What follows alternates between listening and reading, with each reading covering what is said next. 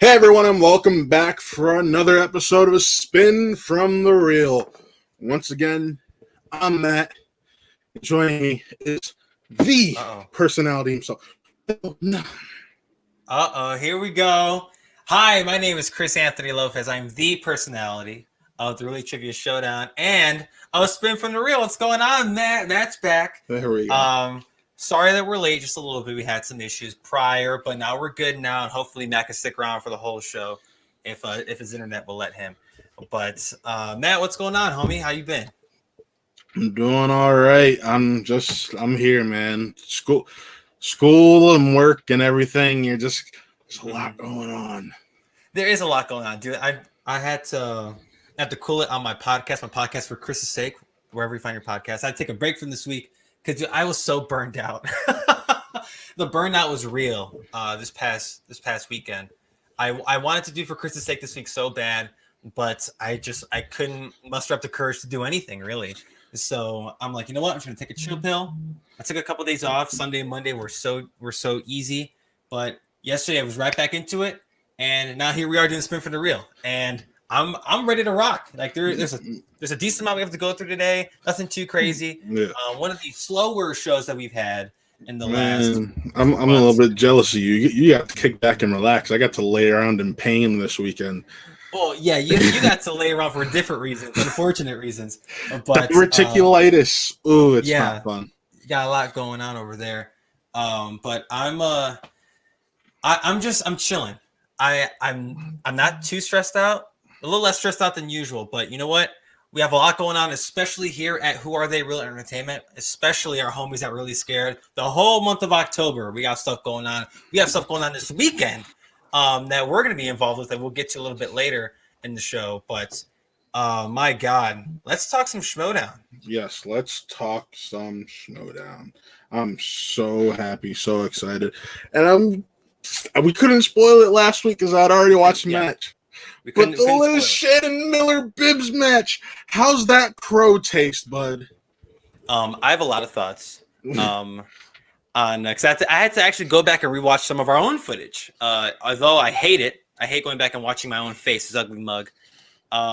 There are some things that I still don't agree with you. I still don't agree with you on. But just to talk about this Liz Shannon Miller William Bibiani match for a second. Don't get me wrong. It was a great match. It was fantastic. Liz Shannon Miller, for those who aren't aware, she beat William Bibiani, and after Bibbs is Mr. Perfect Round, he's out here killing it. He got stumped on a extremely hard 5-point question for the 2000 standard, and I'm like, yo, 2010 standard. I'm like, yo, that's a toughie. And my God, Liz Shannon Miller having an incredible run in the tournament so far, beating Silvestrini, beating Chance Ellison, who a lot of people had winning the tournament, and then William Bibiani, another favorite for the tournament. These vets, she's going down and knocking down these vets as she goes. And she faces the winner of Meyer and Collins, which we will not spoil on this show because it's still on Patreon, so we will not talk about that match. But Liz Shannon Miller continuing I don't want to call it a Cinderella run because for those who are aware of her, they did call it a Cinderella run on backstage, so you're more than welcome to. Well, she's having an incredible tourney so far, especially with how tough this tournament has been on all counts. Whether you're on the left or right side of the bracket, it's been hard. This tournament has been extremely difficult, and I do not envy anyone in this tournament. My God, especially the first round. We saw some of our favorites knocked out of the first round. So I was in the camp, and those who are a fan of the show, I don't want to say I've been knocking Liz Shannon Miller because that's definitely not the case. At no point did I say she was a bad competitor. Did I say she was average. I just didn't agree with what Matt was saying because Matt's out here preaching her name like she's the second coming of Jesus Christ. And I'm like, okay, let's cool it just a little bit. But then going into this tournament, she's proving all the doubters wrong, myself included. And I think, my God, for our first entrant as of last Wednesday into our final four, this could be nuts. This tournament's ending is going to be absolutely wild. If the match quality keeps getting better and better, I'm shook I do not envy who the hell's going to play her next out of Meyer and Collins. Either one of those two guys, like they've both been having great runs in the tournament for different reasons. But Liz Shannon Miller, you can't sleep on her anymore. You can't. Like how I've been feeling about Collins. I can't sleep on Collins. You can't sleep on Liz Shannon Miller, and she proved that against Bibiani. If only somebody warned us Liz Shannon Miller could go on a tear like this. If only.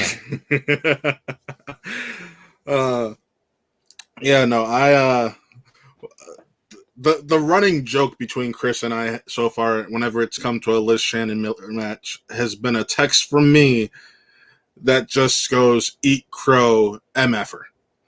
That usually spoils the match for me if I haven't seen it already. Because I immediately know what he's talking about. And trust me, like I'm in the camp where it's like, yo, Liz Shannon Miller's none to screw with now. She's none to play with. And I still don't agree with the sentiment as if she's the next Roka, because there is no next Roka. And there never will be. But I think that we're having these players have these incredible runs, and Liz Shannon Miller is following in those footsteps of an Irwin, of an Oyama, and maybe Collins is right there with her. We'll see how the match against Meyer goes when it goes public tomorrow, and we'll chat about that on the show next week. But this is going to get really interesting. This is going to be.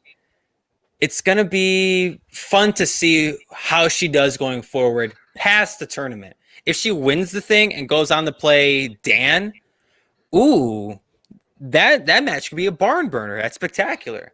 So I'm curious to see how LSM can go. If you said something, Matt, you sounded a little distorted. But barn burners in the spectacular. Any of these 6 competitors we have left. So yeah. So any of these matches, well, any sort of matchup between any of these 6 people left after the Riley Snyder match, which we'll get to in a second, it'll be, oh God, let me just say this. It'll be the outcome that no one expected. Everyone's bracket is busted. No one's perfect. No way in hell.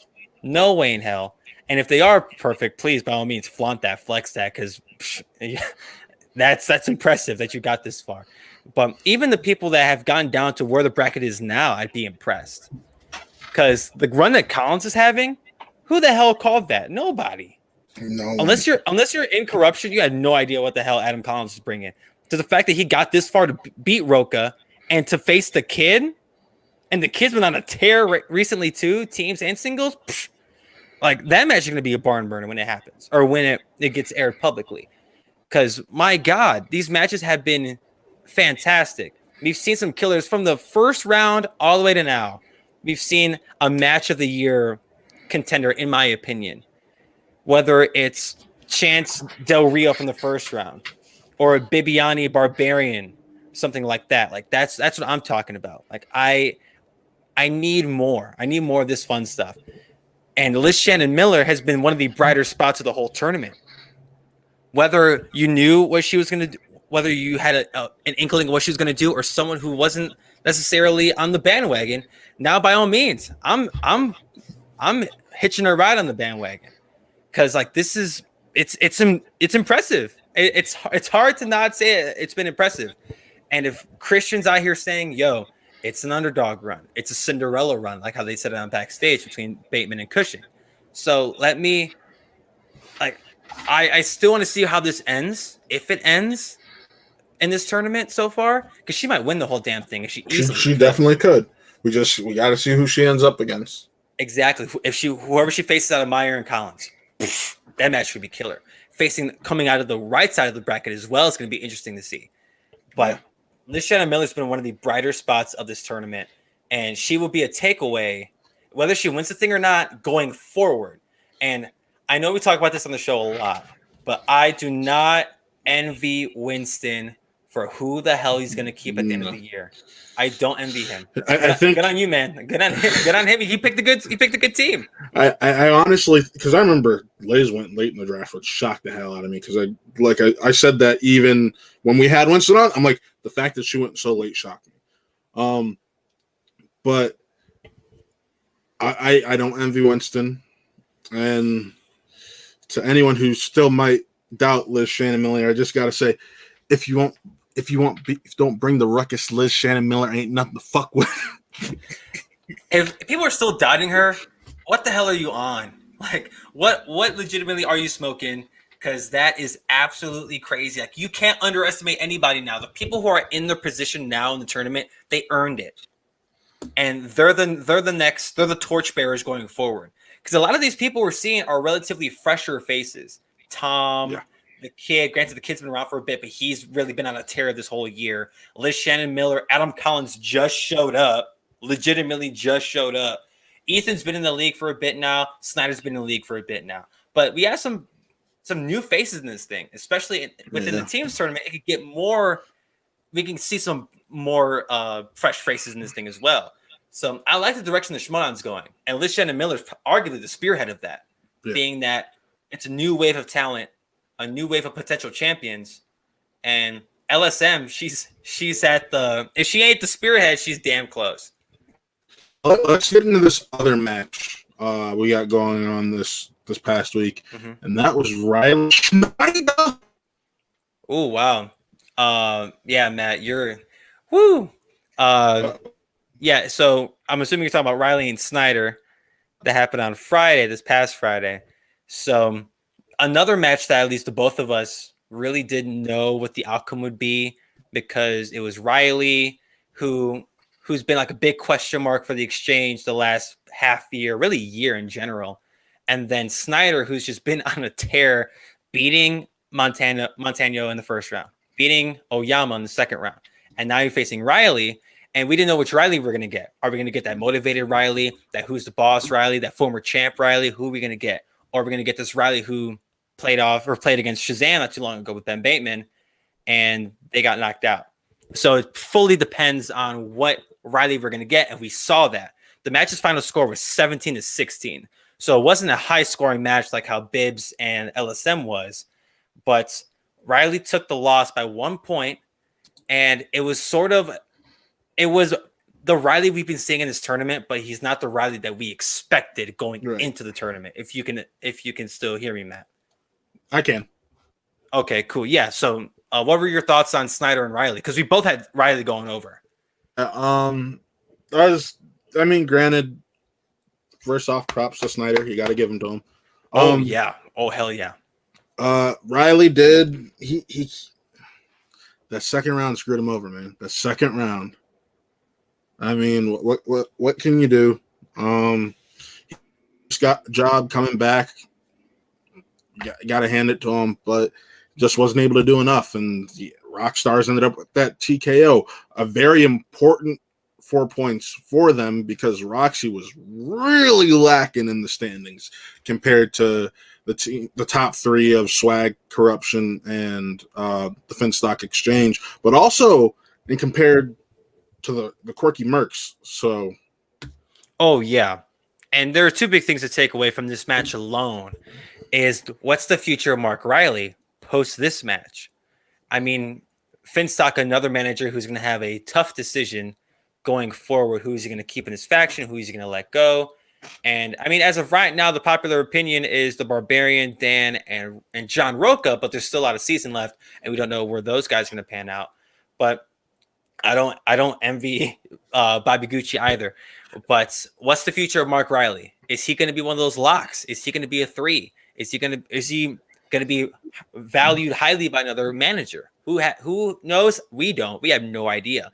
But Mark Riley's season is over as far as we're concerned. While Jeff Snyder not only advances in this tournament, but he also has the teams tournament going now. So the Rockstars, yeah, they're lacking in the point standings, but they can make up some ground, not a ton, because they do. I'm looking at let me pull up the standings, because I do have them pulled off to the side on my other screen right now. So realistically, they don't have much to go. They don't have a lot of room to grow in these. I should say they do have a lot of room to grow, but I can't see them finishing top 3. Oh no, the top 3 are locked between Swag. I don't think the top 3 are locked, because depending on how Witching Power does, We still got them in the tournament. You are correct, but and we got this title match coming up. Yes. Okay. So how many points is it between 4 and 3? 9? Am I reading 12. that correctly? It's 14. 14. Oh, because it's a 2. Okay, so it's 14 points. Now that has to rely on Snyder beating the winner of Ethan and Tom, and going to the teams tournament and doing your work against Category 9, facing off against the winner of Deception and Lethal Weapons. And if our predictions last week say anything, they're gonna catch some L's sooner rather than later. Well, we both had them going through that first match. We both had them making it through that first match. Yes. The reason I bring this up is because the quirky Mercs are in the position to where they can get extra points comparatively. Yes. So, like here, let me pull. We still have this saved up on here. So let's teams tournament. It's the quirky Mercs and the dungeon. Then you got odd couple over here.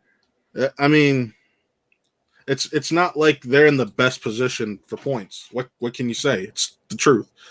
But the quirky Mercs are in an enviable position because they could still finish top 3 by the end of the year.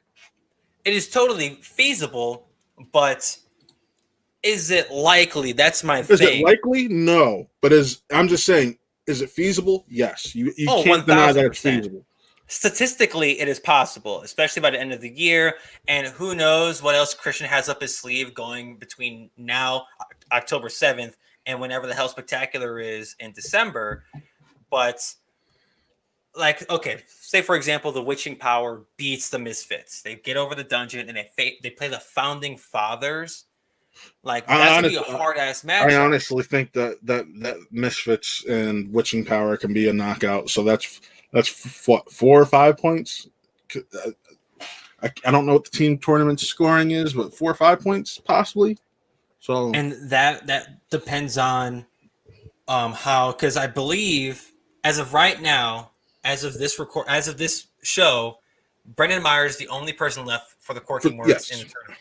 Yes. So he has to get by Collins to get them extra points, and then for your teams tournament, you've got to rely on the Witching Power to get to the Misfits, which to a lot of people is feasible, and then the Founding Fathers, which, depending on who you ask, may be a good matchup for the Founding Fathers. Or a massacre.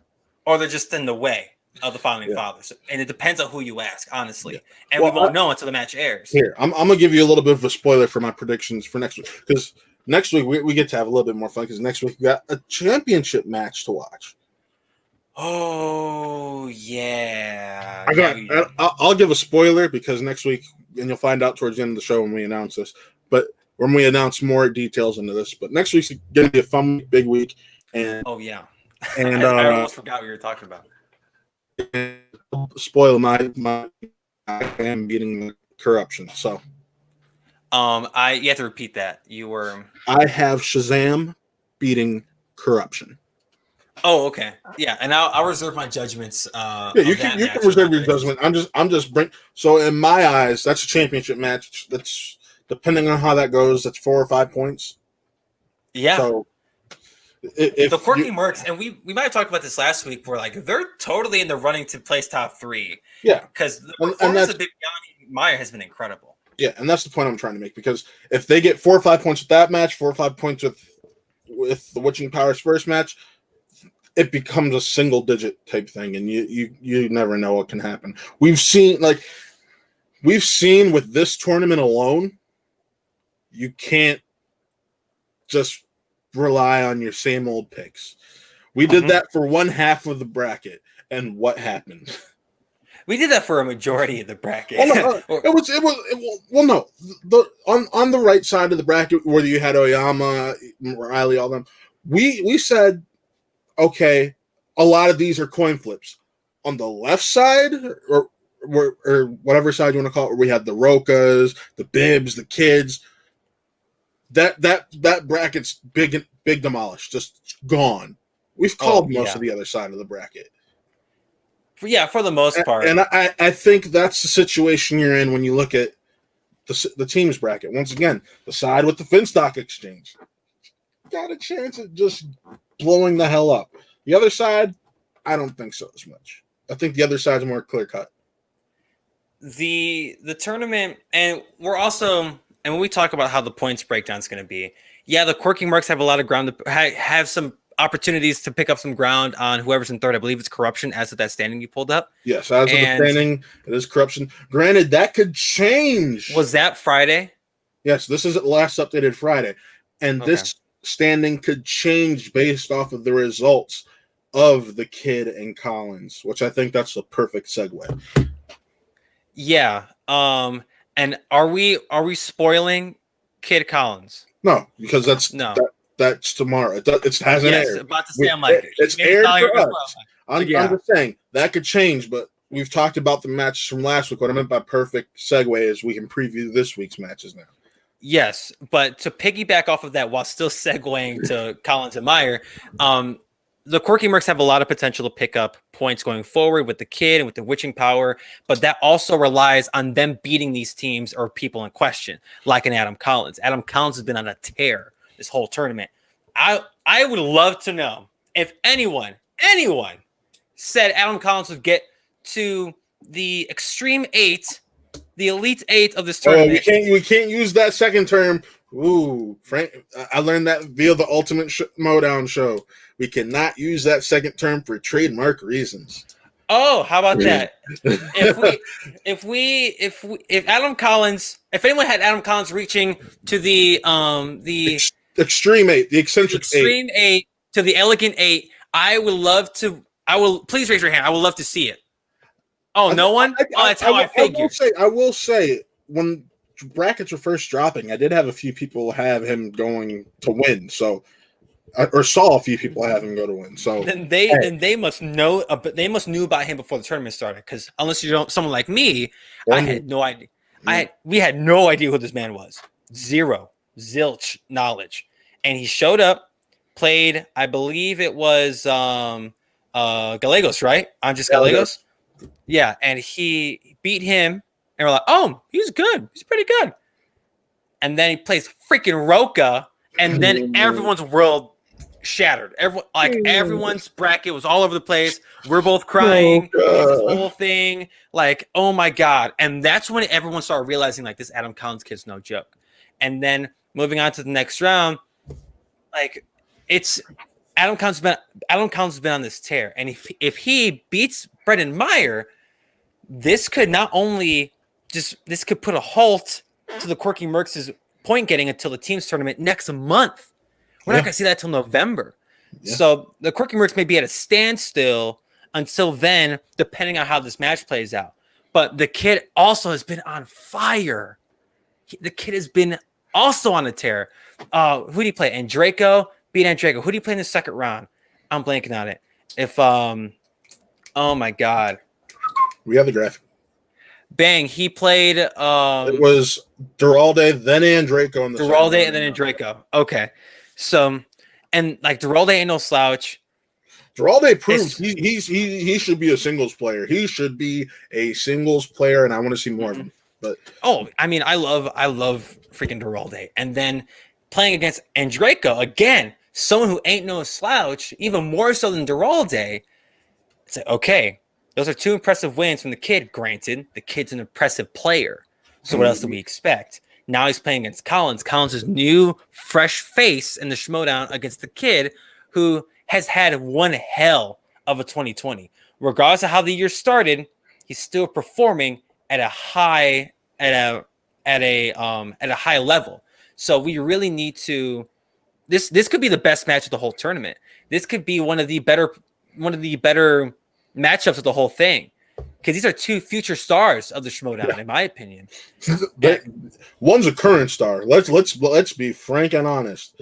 The Kid hit star status last year, and that's why it's been hard for the Quirky Mercs to get to where they are right now, because they had to sit one of their stars, for the majority of this season because of the decision to put him in that number one contenders match.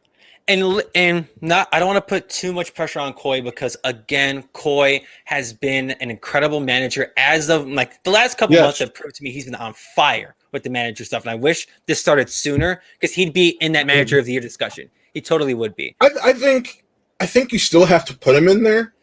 Like here's my thing.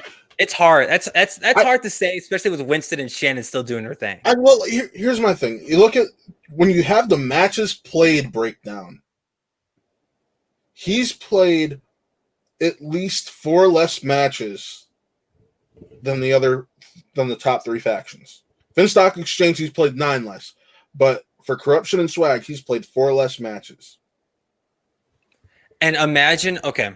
So when Koi put both of his Shazam guys in the number one contenders match at the beginning of the year, he had no idea how the season would pan out less than a month later or less than 2 months later. Right. So, and that's my point. Imagine if you didn't put the kid in that and he got to have a little bit more burn. That's all I'm saying. Or imagine if COVID didn't happen. Yeah. And everyone got to play more. It's not even just how many matches they played so far this year. Everyone would have played more. I believe it's no secret. So the kid has already been like upper echelon. I don't think he's top. I don't think he's S tier. I think the kid's A tier. If you know what I mean. He's knocking on the door. Oh, frick yeah, he's knocking on that S tier door because the S tiers are like the Dans, the Bens. I would go as far as saying Ethan. What's going on, 1BLT? 1BLT, what you eating? Whenever you come on any of these shows, you gotta let us know what are you eating. Or what do you plan on eating if you already have? What do you plan on eating? We'll trade dinner plans if you give me yours. But I'm in the camp where like he's A tier, top tier, A tier, but he's damn close. And if he wins this tournament, all right, like screw me. He could possibly beat Dan, get his redemption from his match earlier in the year. So this is a big match for both guys, for both factions, because now we're reaching the point where factions are getting knocked out. With Riley's loss, that was the last person of the exchange. Yep. So I have this written down. It's okay. Outside Here we go, 1BLT. That's what I'm talking about. Some steak quesadillas. That's what I'm talking about, my man. He knows what's up. So the Den, Tom, that's the rep. Suspects, Ethan, the rep. The Mercs, Meyer, Swag, LSM, Rockstar, Snyder, and Corruption has Adam Collins. Yeah. So everybody else is out of the tournament. Let's just put it this way. With that loss,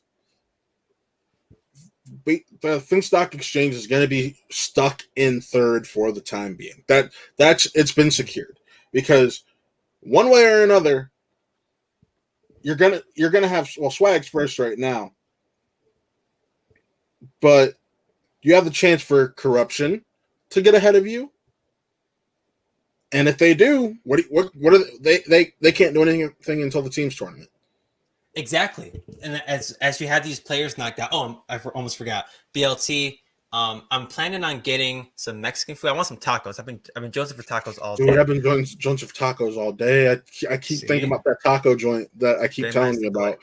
But he got me in the mood and go out, buy a cheap steak, season that boy, and make some steak quesadillas. See, know what's up? Also, you want to be like 1BLT. So yes, sir. I said he got me in the mood for that. See, there you go. But yes, so now we're at the point where these factions are getting knocked out, and now that the Finstock Exchange is out, and I believe, and who am I missing? The Dungeon, they're out as well. So everybody else, if you lose, you're done with singles, and now you gotta wait for teams. Also, Droogs are out, and the Droogs are out. God, the Droogs, a forgotten faction.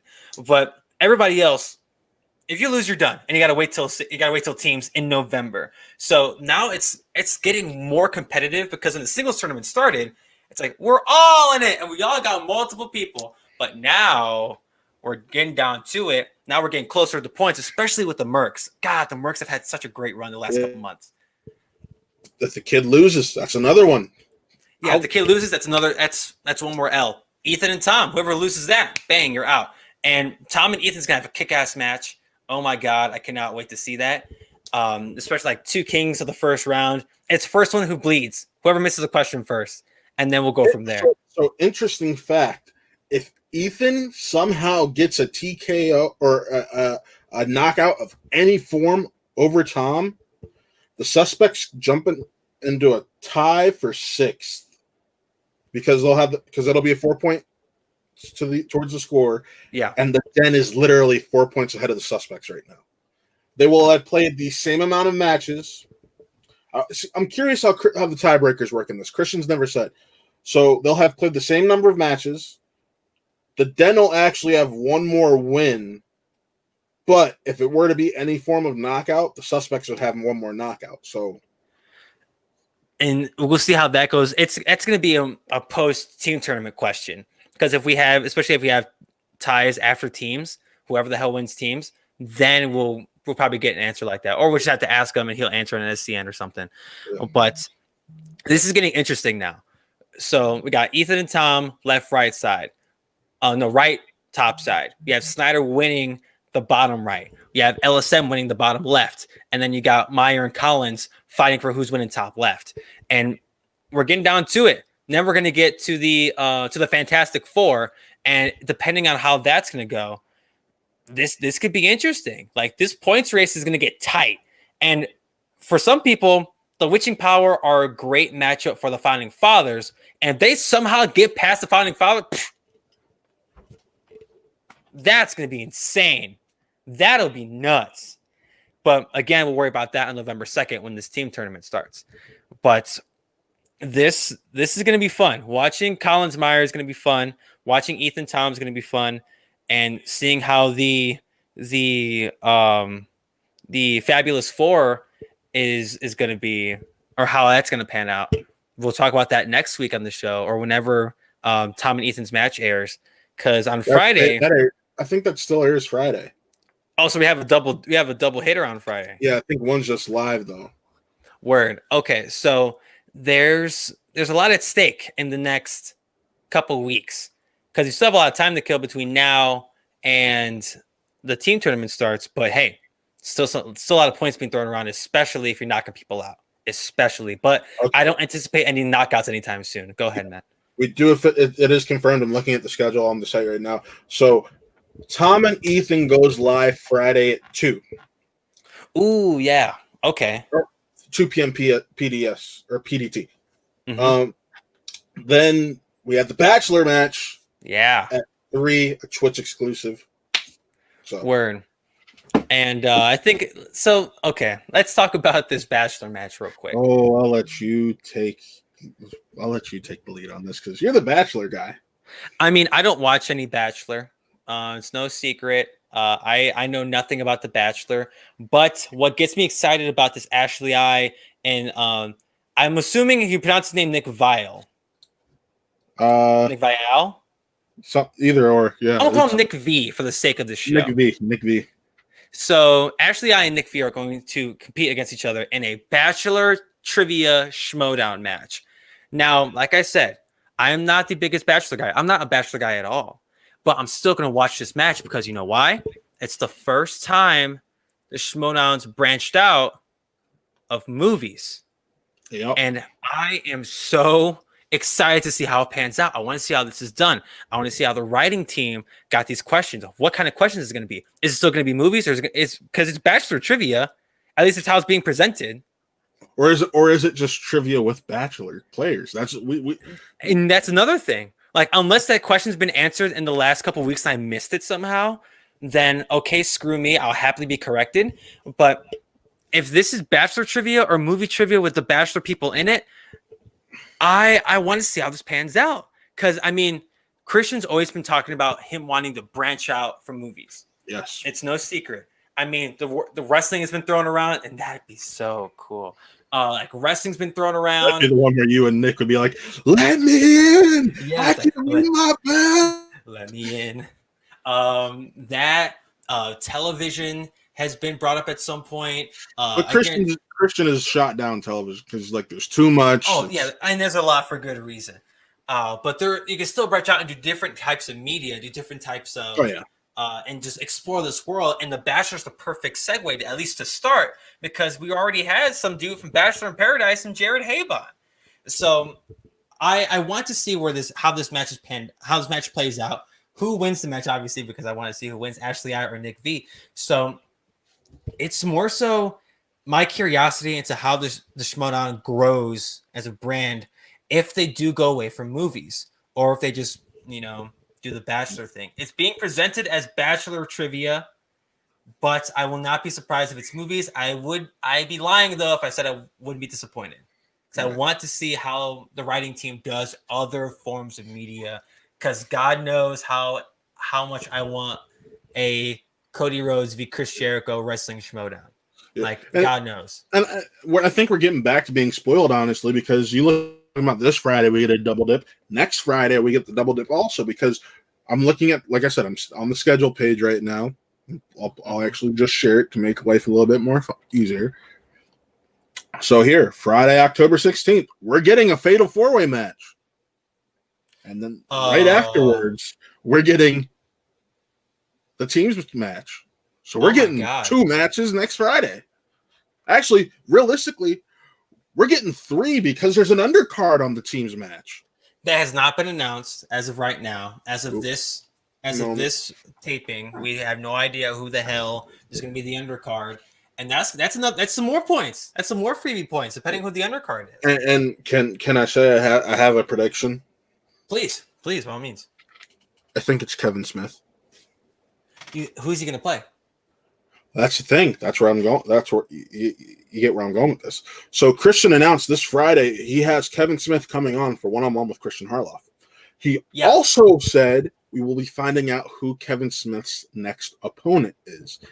Now, you know Christian, when it comes to his matches and big matches, he likes to put those things out in a way that's like set out in a big way, big event. Mm-hmm. I bet an undercard could be some teams who are not in the tournament. And that's a total possibility, Leo. That is a total possibility. I'm not going to take that away. Welcome back, Leo. First of all. Welcome back. Thank you. I'm glad you came back. But I'm assuming that was, at least it's been the assumption. For the last couple of weeks, that's what we've been assuming, is that it'd be teams who aren't in the team's tournament. Or just another battle of the bottom of the barrel, this time being the dungeon and the Droogs. But to me, considering we're a week out and it hasn't been announced yet, we knew Janine and Warfather was the undercard for Dan and Ben like 2 weeks out. Yeah, we knew that ahead of time. So Christian likes to announce who's playing in his matches, especially for the undercards or just any main event match, live match in a big way. Can't you come and check her out? She's ringing the bell. No, I'm doing a show. Is that an Alexa? Google Home. Google Home. How about that? Okay, Google mute. You were saying? Sorry, Google. But no, it hasn't been announced yet. He's made it known. We're gonna find out who his next opponent is, and what better way than to throw a pre-recorded match, tie it into the live match, and go for it. You know what I mean? My only knock against your theory, and it's more so just to like a big question mark, if what you're saying is true, and I mean, trust me, it makes a lot of sense to announce it on his one-on-one with Christian Harloff episode, to have Kevin Smith being an undercard for Shazam and Corruption. And not announcing the Kevin Smith match until a week prior, that also might rub some people the wrong way. Because, I mean, the Jericho Smith match was promoted like crazy. It was promoted like nobody's business. And you only get 7 days to promote this, especially with a big name like Kevin Smith coming back. So unless you're having it be like Smith versus Sheridan, then okay. Because I get the people that are in the Schmodown, they're going to know who Brett Sheridan is. So that this won't be for us, and it won't be like Jericho Smith, like how it's that big marquee. I don't think he's going to be playing Sheridan. That's. So who's he going to play? I think a Silver Strini or a Goddard. Oh, then that's cool too. But it's my same thing. Well, here's my thing. I think that Kevin proved in his match with Jericho he can actually handle the real trivia. Like they get it's.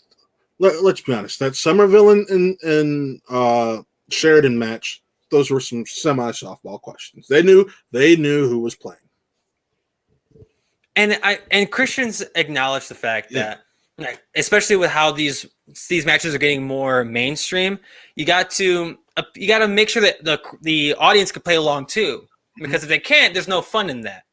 And I mean, and if it's Goddard or Silvestrini, then yes, like it's the same thing that goes to a Sheridan. The people in the Schmodown know who that is. The general public may not know who Rachel Silvestrini or Ben Goddard is, but this will be for us. That's why you won't need to promote it as much because you're promoting it to us. You don't need to sell that to us. We're going to be excited for it regardless. He'd have a full week to sell it using having Kevin Smith and all of his followers. Hey guys, remember that Schmodown thing I did just a couple weeks ago? Well, I got another one coming up this Friday. Buy your tickets to watch my live event as I go against insert player here. Wow, that's a good Kevin Smith impression. But yeah, but if you go ahead and like, if you want like views and stuff, just go look at the views for Jericho and Smith. It has like 60-some thousand on it, which if that's a good number for Christian, then by all means go crazy and do exactly what you said.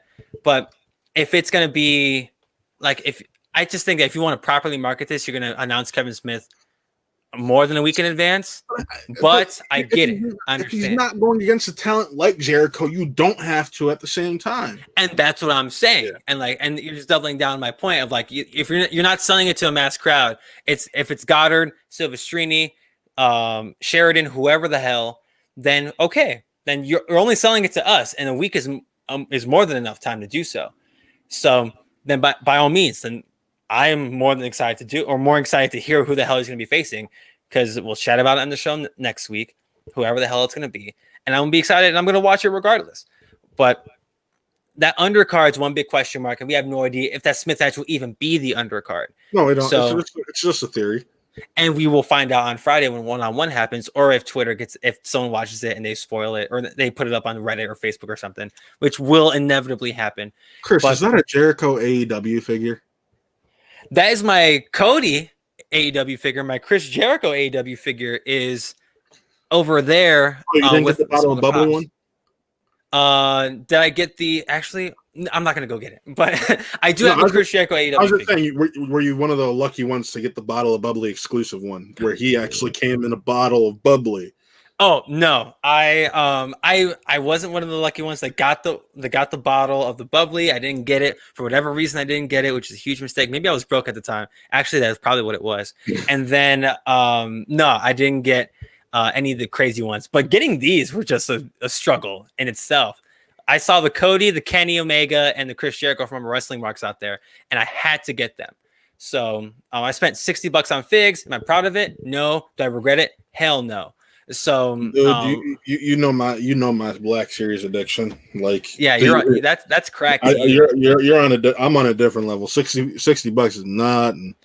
Yeah, so like all this crazy stuff over here, like I just rock with this. But yeah, it's the American Nightmare, Cody Rhodes. But yes, and another person who I expect to see in the Schmodown sooner rather than later, Cody Rhodes, especially if Chris Jericho dug the Schmodown as much as he did before, because Cody's been I believe he was asked to do Star Wars, or they asked him if he would be interested. Yeah. He said yes.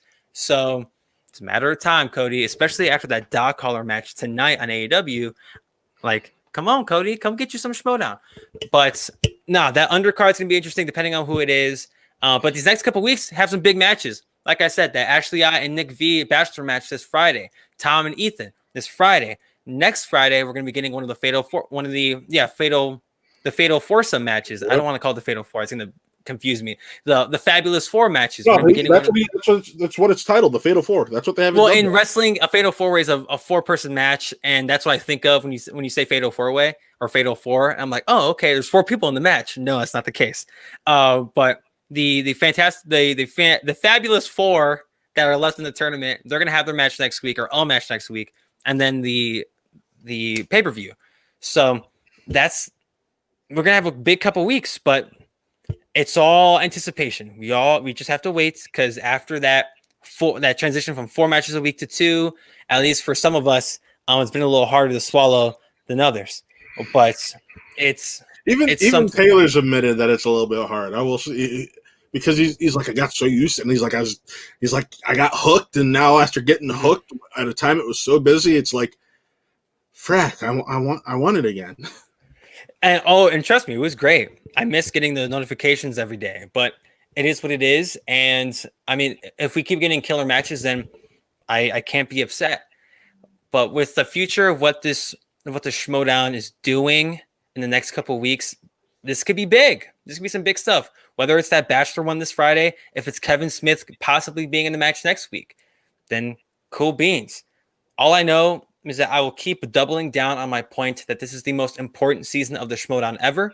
And if this Friday truly is Bachelor trivia, then all right, then it's really going to be another feather in that cap for it being the most important. As in, it'll be the next step in going in a different direction aside from movies. Granted, it'll forever be the movie trivia Schmodown. That's going to be the bread and butter. But expanding is something else that, I mean, we've talked about it on the show before, whether it's with fan leagues or more competitors or doing something else. Expanding from movie trivia is another logical step in the right direction. And Christian knows that obviously this Bachelor thing, whether it's movie trivia or not, is a step in the correct direction. I think sports would be, but for sports, I think you have to do it much more limited, and you just got to go based off of champions and winners of series or scores from championship match or championship games. It's sports. I think falls in the same thing as TV. There's a lot. You have to cover a lot of ground. Yeah. Because if you're gonna cover TV, it's like in season 4 of Lost, it's like, oh shit, you know. Or if you're talking sports, like in the 2003 season for freaking MLB, who is the MVP of the National League Championship Series? It's like, oh, like beats me. Like, but if it depends on how deep we're gonna get with the questions. Well, that's my point. That's why I said if you did sports, you got to keep it like the championship series, the draft, where someone was like around someone was drafted in, things like that. You can't do single out a game or something. It's got to be a series, and it becomes messy. I will agree. But that's where movies is like the perfect medium to do it, because we got to worry about the year, who's in it, and what happened in it, and then the accolades if it got any. Yep. So, but with sports, it's like, oh, okay, let me focus on the Cubs. What have the Cubs done in their history? Their runs in the postseason, their lack of runs in the postseason, who won MVP, Cy Youngs, all this fun stuff, and that's just one team amongst 30 or amongst 32 in baseball. So, and if you're trying to cover the other sports, what sports don't you cover? Are you going to do soccer? There are a lot of things.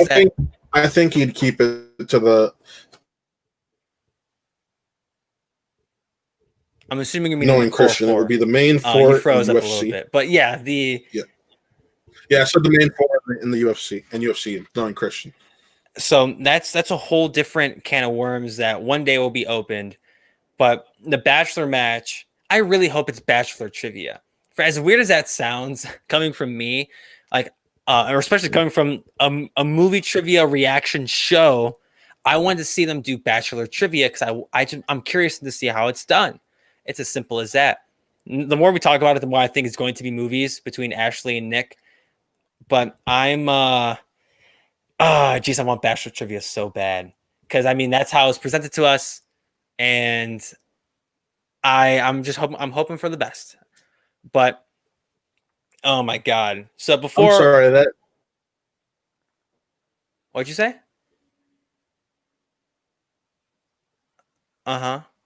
Bachelor. Go ahead one more time. Sorry, internet bugging out right now. Oh no, you're good. But no, I said I had the Damon Roker wanting Damon sound by playing in my head, but with your voice in Bachelor. Oh God, okay. I want it to be a Bachelor match so bad.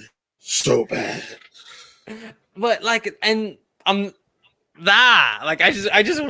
want clarity on what it's going to be exactly, because that's the one big thing. And like I said, I want them to do other. I want them to expand. It's a matter of time. We're 7 seasons deep. This upcoming 8th season is going to be fixing what happened this season, and expanding even more. And we might even get some crazy stuff going into next season as well. But we'll cross that bridge when we get there. But all right. We do have one more match to preview. Hit me with it. And that is the Tom. That is the what? Tom and Ethan. Oh yeah, Tom and Ethan. And I've already I've touched on it already. Like, these are 2 big matches, 2 guys who have been fantastic in the tournament so far. It's the first one to miss. Momentum's going to go to the other person, and hopefully Ethan, like, he doesn't have similar stumbles like how he did against Zipper, but he's not facing off against someone that will get under his skin for it. So I think I have Ethan advancing, beating Tom. I've seen a lot of love for Tom on social media for good reason. But personally, I have Ethan facing Snyder in the Fatal 4 portion of the tournament. Leo Logan. I have Irwin moving on. I think we all agree on that point.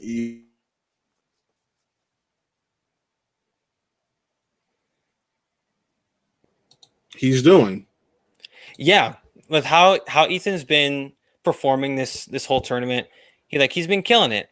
And even with Zipper, him having those few stumbles, he got taken to his 5, but he got his 5 with the greatest of ease.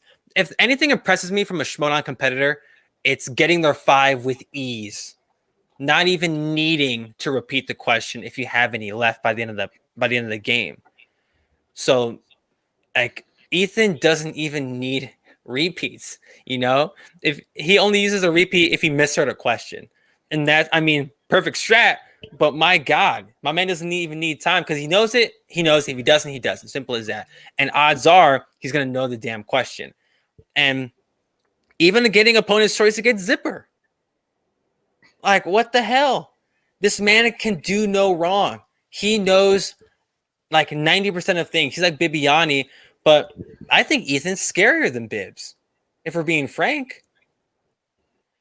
Like, and I'm not, it's no disrespect to Bibiani or no, I'm not trying to like bring my man down because he's still top tier. He's S tier, Bibiani. But Irwin, I think Irwin is, you're all right. I think Irwin is like terrifying to watch because he doesn't bring the theatrics, He sits on his couch, writes down his answer, flips the board, and its odds are it's correct. So no, I'm with you. I'm with you 110%. Bibbs actually has to think about these answers a decent amount of the time. Mm-hmm. Irwin doesn't. Here's what it seems like to be Ethan Irwin. Let me think. It's this one or this one. I'm pretty sure it's this one, but yeah, let's go.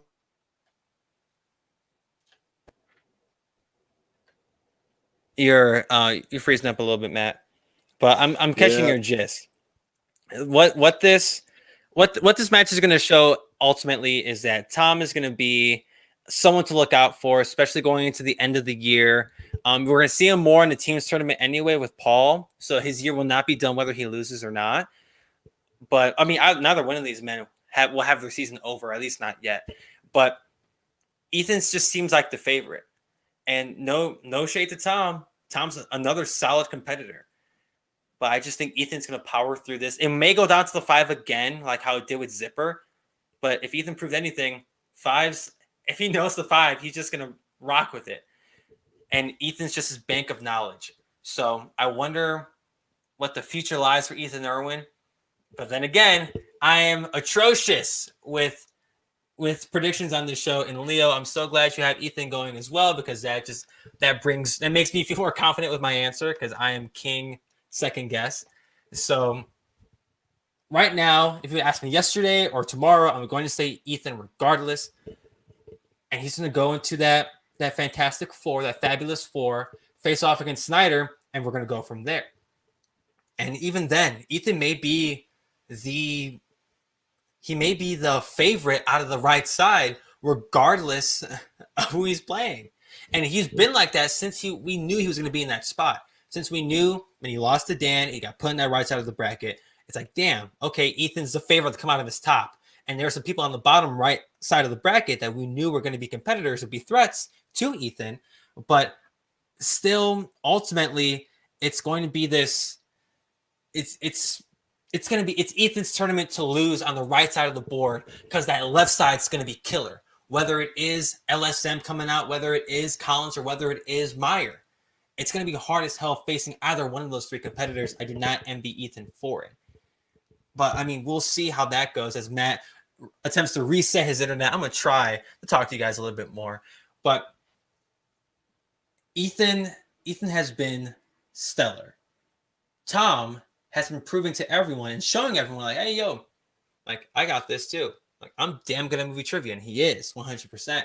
Geez, if you heard me on the show last week, I talked about how he's the better half of Tom and Paul. And if this tournament proved anything, he's the better half of Tom and Paul. Yes, Matt. So, I mean, Ethan has, like, it's Ethan's tournament to lose to me as of right now. But that left side is killer, whoever comes out of it. Yeah. If I'm gonna be honest, I want Ethan moving on, and I want Liz Shannon moving on, because if anyone who knows anything about Schmodown knows, Ethan's the one who brought Liz Shannon Miller into this. So to have that person you brought into the league play you for that final spot to go to the championship, that storyline alone would be fucking killer. And with what? And a potential LSM Ethan Irwin match can just be back and forth, like point for point, tit for tat, and that'd be extremely impressive to watch as well. That's probably the ideal final for a lot of people at this point. LSM and Ethan Irwin, because not only will we get that storyline, but we're just going to get two competitors who had great runs at some point in their career. LSM's going through her great run right now, like how Ethan did when he first showed up. And like Ethan, LSM's run may end with the belt. She's totally feasible beating Dan. We've seen what she's capable of doing. Sorry about that. Holy. That was one hell of an echo. Did you throw your phone? Oh, my bad. Oh, I can still hear it too. Damn, I'm gonna turn this. I hate when that. Hold on. Okay.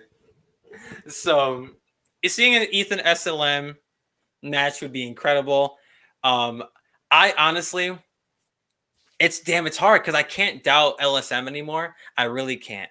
And wondering how I'm trying to. Oh, can I just do this? Yeah, there he goes. But wondering how that's going to pan out, especially with Meyer and Collins. That match is already going to be killer. Watching the winner of that play LSM will also be killer. And the winner plays potentially Ethan Irwin. At least if we have anything to say about it, then my God, that final is going to be nuts. Absolutely nuts. It could be the established former champ against a rising, or in Meyer's case, established star who hasn't won a belt yet. Yeah. And any of these competitors right now, arguably with Snyder, can beat Dan. Yes. The point I was about to make is you said is Meyer being an established star. Yeah, he is, but he's still rising. We just said he's knocking on that door to S tier. Mm-hmm. So that mind, he still falls into that rising category. 1,000%.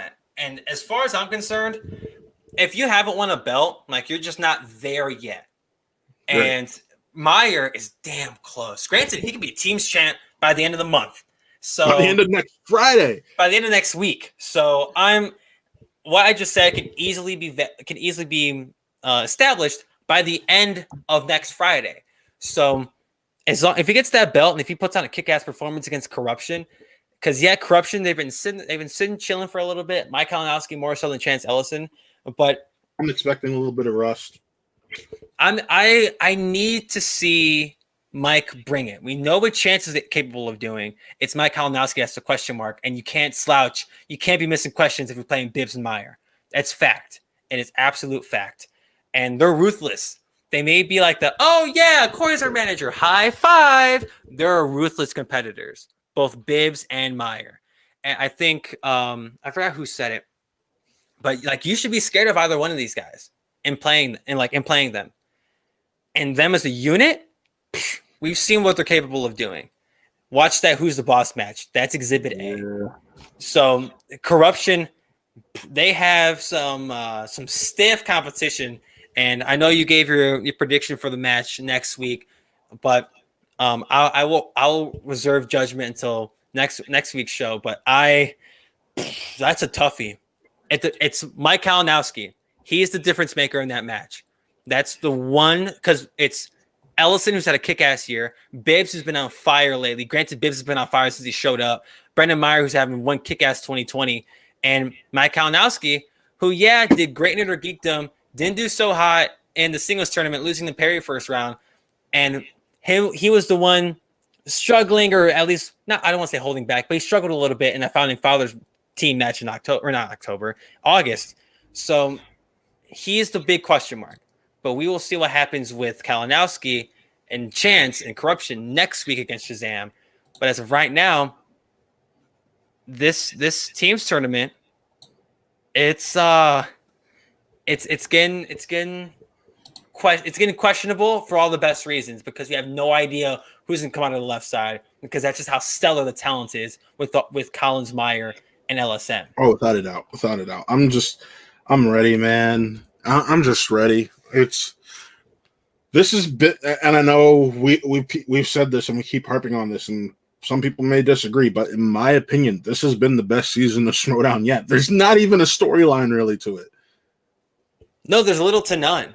There's little to no storylines going on right now. And we're getting some of the best stuff ever. Maybe it's a change of environment. Maybe that's what's adding to these matches. Actually, let me rephrase. That is what's adding to these matches. The fact that they're doing it like this. So the fact that we can pull out our whiteboards right now and have and that's how we're doing it. Like at the Really Trivia Showdown, which you can check on the Who Are They Real Entertainment YouTube channel. Go ahead and check that out. But like, that's how it's happening. And maybe the added stakes, because we're all chilling at home or in our apartments or whatever the hell it is, it's adding to the performance of these characters and of these competitors. So it may not be the best season ever, but damn, it's freaking close. And that's why I will keep doubling down on the fact that it's the most important season. By far, the most important season. Not only what the country's going through and how the Schmodown's affected by it, but everyone's bringing it. Everyone is bringing it. There are some performances where you're like, it's not so great. But since when did the Star Wars tournament happen? June? Yeah, June. So from June to now October 7th, everyone's been on crack answering their movie trivia questions. No one is slouching. We're all bringing the heat. And I don't know if it's a change of environment. They're not under the lights. The only lights they're under are the ceiling fans in their houses or their lamps on their desks. That just adds a whole different level to the performance of these players. And we've been seeing it so far. And I mean, like you said, it may be like, I can't confidently say it's the best season, but damn, it's one of my favorites. Well, I say it's the best just based off the quality of the matches we've gotten. That too. Like they've been killer. And like, yes, it's the most important season. To a lot of people, it's probably their favorite or the best, like how Matt said. To me, it's one of the best. To me, the Schmodown gets better every year for different reasons. But holy hell, the match quality has been great. They are lacking the storyline, which hurts my little pro wrestling fan's heart. But I mean, it's circumstance. I can't be mad at them. But the second we're back in the studio, God willing, everyone wear your masks for the love of God. Because I want to get back in the studio as soon as we can. And I want to go to a live event, damn it. Chicago. I'll fly to Los Angeles at this point. I don't freaking care. Bro, let's be honest. You want Chicago, so you have an excuse to go home too. Man, I want Chicago. I'm there. Houston, I'm there. LA, I'm there.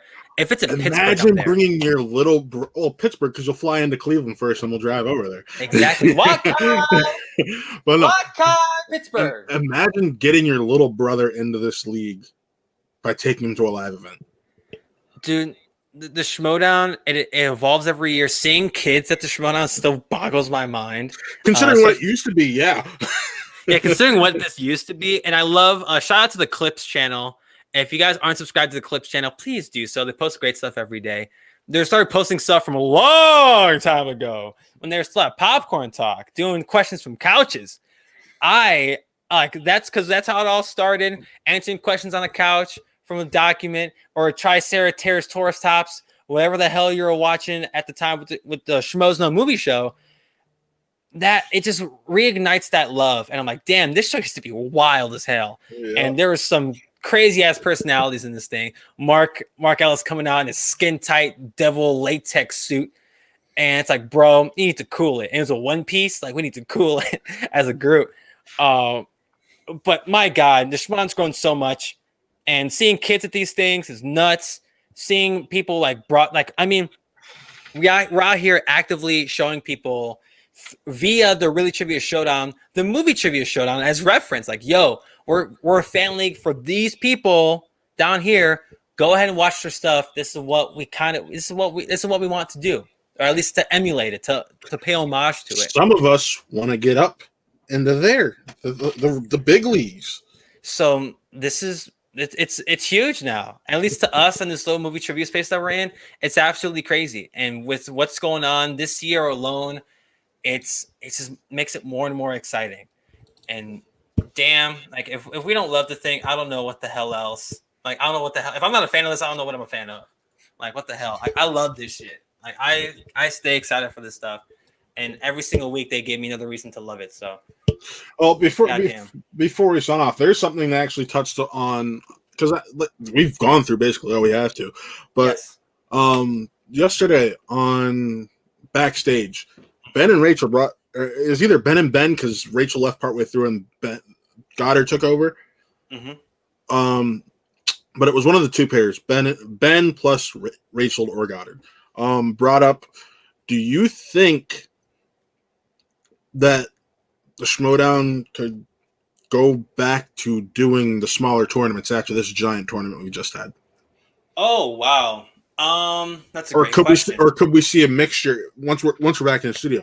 Or could we see a mixture of studio matches with matches on this, depending on where competitors are?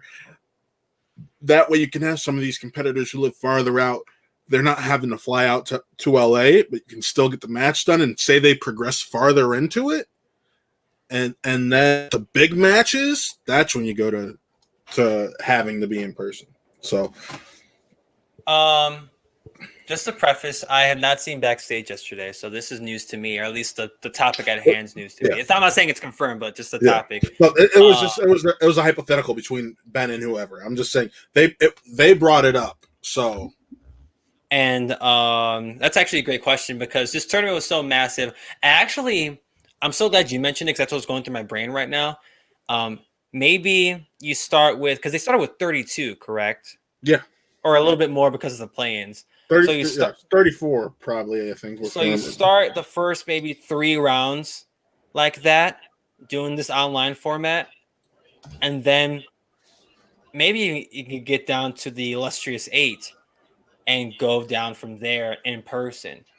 But at the same time, you're in a Sophie's Choice where, imagine, I would have loved to see Del Rio and Ellison's match, which I think is still my favorite match of this whole tournament, in studio with people there. Like that's my, like, because that match would have been taken to the next level. If it's hypothetically it's the same performance, but my guy with the audience there and Christian and Mark there live commentating it as it's happening. Christian losing his damn mind because he knows he has another diamond in the rough, pun intended. Shout out to Diamond Dave. But like, holy hell, that match is great. It would have been killer in front of a freaking crowd, but because of circumstances, it's obviously not the case. But I would hate to have matches like that online, especially if we know we can have the match in person. But I like the idea of doing the first couple rounds like this, doing the in-person stuff later. Like, as the matches get more and more important. Well, Ben didn't even preface it like that. It was just a mixture. Like, say you have a matchup there, 2 people are local and can go in studio. That's an in-studio match, but a way to keep it more competitive and have all these, because you have players from all around the country. Yeah. So it's a way to keep them all involved, and I kind of like that idea, because like say you got into it, or say I did. We now don't have to fly out to LA with hotel and all that, and then only be there for like a day or 2 just to record this stuff, and then get the hell out. It allows us to, hey, I'm playing it this way. This is how it is. Let's see how it goes. And then part of me, if I'm going to be honest, part of me thinks Christian doesn't go for it because he's going to want the pressure of the lights on players. That and I mean, trust me. So hypothetically, if it's someone like me who's in the South and they're not within the Los Angeles city limits and they can't make it to a studio match and I'm competing, oh God, I gotta do it online, I gotta fly. To some people, that may be an advantage. Yeah. You know, if they're capable of going into a studio, it's like, oh, okay, I got my whiteboard, so I can play along, you know, or I can play from my house in wherever the hell. To some, that may be like, I don't want to say cheating, but for lack of a better word, it'll be an advantage on my end because I'm comfortable in my house. When I say I could have easily gone to, if I had the chance, I would have flown to Los Angeles, do whatever the hell. But I can rock with that. I totally understand being able to let more competitors involved. And it may get a little dicey because it's like, what if people who are there want to do it at their house? You know what I mean? Say, for example, this time next year or in August of next year, the world still isn't right, which, oh my God, that scares the hell out of me just as a hypothetical. Me too, bro. But, me too. But hypothetically, if that is the case, or even if it's just a little, if we're still like, if we're coming down from it still and we're able to have these bigger gatherings, and there are some people that aren't comfortable leaving their house still, but some people are, and they're able to go to the studio, and some people aren't. So some people in California may not want to go to the studio. So it fully depends on the competitor, but again, it also depends on the state of the country at that point.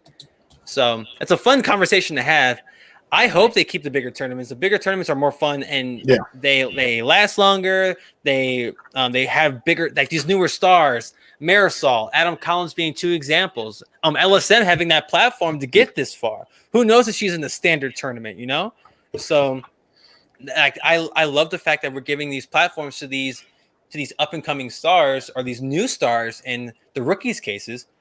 But at the same time, we'll see how the country is at that point, because it's a fun conversation to have in theory, but we don't know what's going to happen tomorrow. Yeah. Well, I think you can't. We covered everything. It's shortest episode we've done in a while. Yeah, this is. I mean, we didn't have too much to talk about. We've been spoiled like crazy the last couple months, having 2 hour shows, 2.5 hour shows, and I mean, but to end the show, we have a lot of stuff to.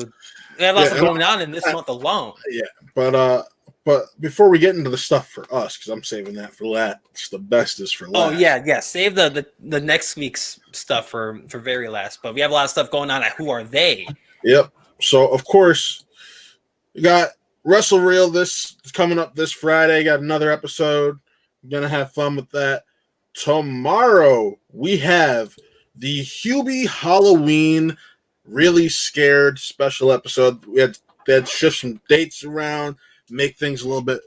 We got an interview on the 15th with local independent filmmaker Roger Connors for his film Rebirth. We got Dog Check Radio. No show this week for Dog Check. I work the night shift and Sean has something to take care of around his place, so no show this week for Dog Check. And then of course, we got the Twilight Watch Along. No longer in my Kevin Smith voice. No longer Twitch exclusive, but we're still going to have a lot of fun. We are raising money for the National Bail Fund Network. So we got that going on November 24th. And our date or our time changed. And that's what I was about to get into next. We got a time change. 12 p.m. now. We're going to make this an all-day event, have some fun with it. Some of us are probably going to get day drunk. It's going to be fun. If you watch SEN or Blurs in the Hood with Winston, imagine that with us. So donate. And then, of course, as we announced before, Really Drunk. There's one of our new logos for Really Drunk. I'm really happy with that one, actually. So yeah, we got Really Drunk coming along soon. But that's not the best news. So we'll close out with the news that we have for our own show. Mm-hmm. And that is next Wednesday, we have Colin and Boggs of the Ultimate Schmodown Show joining us to talk Schmodown, talk Schmodown podcast, and just Schmodown in general. And then maybe having a little bit of really trivia showdown news thrown in there. Who knows? Yeah, who knows? Who knows? But at least us here at Spin from the Real, we're really excited to have the Ultimate Schmodown Show guys come on, or at least 2 of the 3 of them come on the show to just to chat Schmodown. Maybe how he got into the Schmodown. It'll be a pseudo interview conversation just about how the hell we're in this space in general. So and that's next week. Then we'll have a couple matches to talk about too, so that's going to be great. Yeah, we'll have the pay-per-view to look forward to on next Friday. So just expect that Boggs and Colin from the Ultimate Schmodown Show on Spin from the Real next Wednesday, same time. And who knows? We may have a different colored background just because they're here. We don't know. We're flying by the seat of our pants. We're bougie over here. But, we're acting up. We're acting up out here. Shit. But it's gonna be fun. Shit, I forgot what this Saturday was. So it's not. So unfortunately, I don't get to end on the best news. But we got our Cats watch along this Saturday. Yes, we do. Chris is gonna get shit faced. I don't know about that, but we're watching Cats because it will be on HBO Max on the 10th, I believe that's what you said. That is Saturday. Which is Saturday, and Matt's birthday is not too long after the 10th, so we're going to go ahead and watch that pseudo Matt's birthday party. We're gonna have a good time. Exactly how I want to celebrate my birthday. Exactly, with all of us here. Who are they? So if you're interested, if you have HBO Max, or if you just have access to Cats or HBO, it will be on normal HBO also. Awesome. So if you have access to HBO, watch Cats with us. It'll be a good time. We're just going to hang out. Nothing too crazy. It's a part of our October watch-alongs. We have a bunch of those going on this month. And just come hang out. We're going to watch Cats. And I haven't seen it.